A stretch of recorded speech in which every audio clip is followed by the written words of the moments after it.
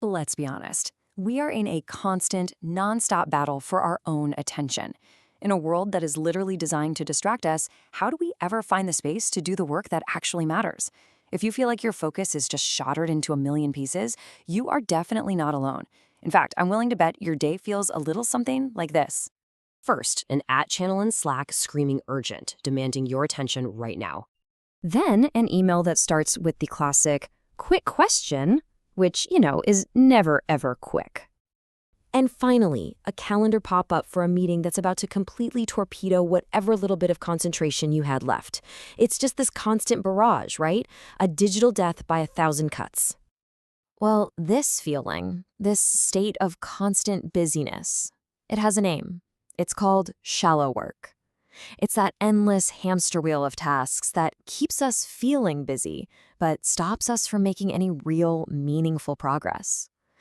So why? Why are we so drawn to this chaos? Why do we choose looking productive over being productive?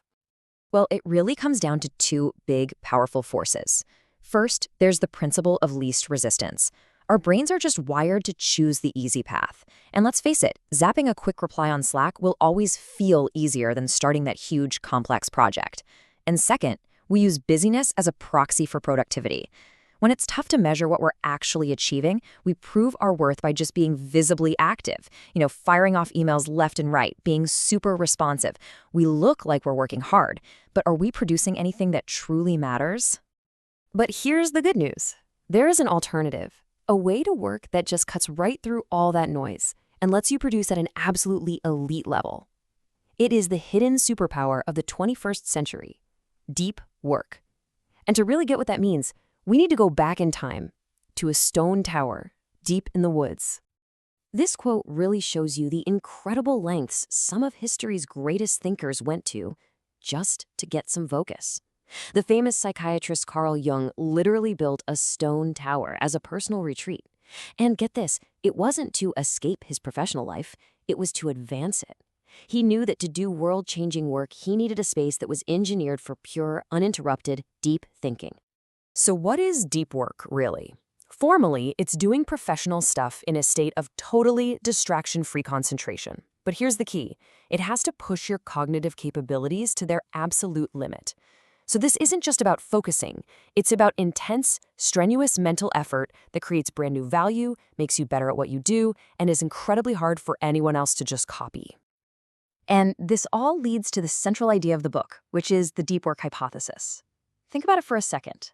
In our economy, the ability to solve really complex problems is becoming more and more valuable. But at the exact same time, our entire work culture is actively destroying our ability to focus. This creates a massive opportunity. It means the very few people who actually cultivate this rare skill are going to be the ones who thrive. And this chart just brilliantly shows why that shallow work is so damaging. See, every time you switch tasks, even for a quick glance at your inbox, your brain doesn't completely move on. A piece of your attention, what they call an attention residue, gets left behind, stuck on the last thing you were doing. And as this research shows, that residue can totally wreck your performance. By working in this constant state of semi-distraction, you're just never operating at your full mental capacity. Ever. Okay, so we've diagnosed the problem and we've defined the incredible solution. But how do you actually do it? How do you make this a part of your life? Well, the book gives us a super practical framework built on 4 very clear rules for focus. The book lays out 4 fundamental rules that will help you make focus the cornerstone of your professional life. And these aren't just tips or tricks. They're like a whole new operating system for taming distraction. All right, rule number 1 is work deeply. This means you have to actually structure your life to allow for it. And you've got 4 main philosophies to choose from. You could go monastic and just eliminate almost all shallow work. Or bimodal, kind of like Jung, where you split your time into clear, deep, and shallow blocks. Then there's the rhythmic philosophy, where you make it a simple, recurring habit like maybe 5 to 7 a.m. every single day. And finally, journalistic, which is for people who can just drop into deep work whenever a free moment pops up. The trick is to just pick one and build a real ritual around it. Now this idea completely flips our modern instincts upside down. We are all trained to take breaks from our work with distraction, right? We grab our phones. Rule 2 says do the exact opposite. Take breaks from focus. You actually schedule your internet time. And outside of those little blocks, you embrace boredom. This is how you start to retrain your brain and rebuild that atrophied focus muscle. Rule 3 is all about being absolutely ruthless with your tools. You see, most of us have this any benefit mindset. If a tool offers even the tiniest little advantage, we'll use it. But the craftsman approach makes you ask a much, much harder question. Does this tool's positive impact substantially outweigh its negative impacts on my core goals? If the answer isn't a loud, clear yes, you got to get rid of it. And finally, Rule 4. Now, I know this might sound a little extreme, but it's incredibly powerful. By scheduling every single minute of your day, you're not building a prison for yourself. What you're actually doing is making intentional decisions ahead of time about what you want to do with your time. This is what stops you from just defaulting to the shallow stuff, like mindlessly checking email, and it guarantees that both deep work and true rest have a protected place in your day. And you know, this is about so much more than just getting more stuff done. When you adopt a deep work practice, it fundamentally changes the quality of your life.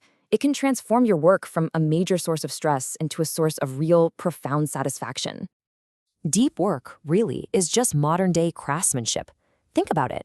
Just like a master swordsmith finds meaning by skillfully transforming a raw piece of metal, a knowledge worker today finds it by applying intense, focused attention to their craft.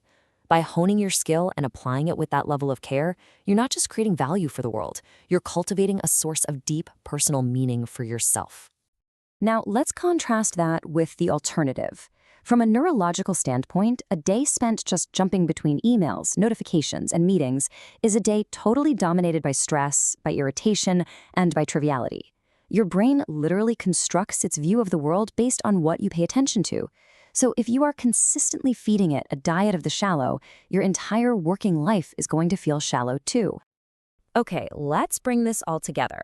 We've talked about the why and the how. So now it is time to build your own deep work playbook, a simple call to action that you can start using today. Here it is, your starter kit. First, pick a deep work scheduling philosophy, one that actually fits your life.